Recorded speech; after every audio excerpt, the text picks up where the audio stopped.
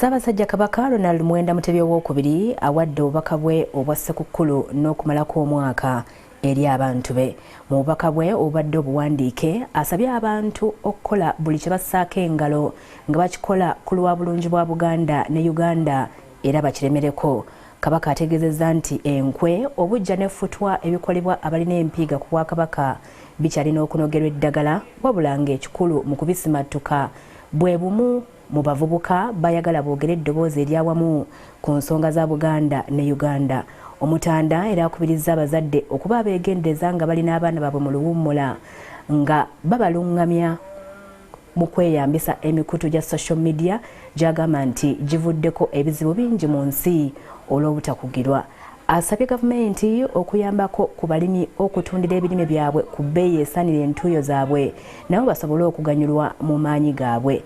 Beene afundikidde ayagaliza abantu be Ssekukkulu ey'essanyu n'omwaka omujja ogujjudde emirembe n'okwefumiitiriza ku mbeera ya Buganda ey'enkya.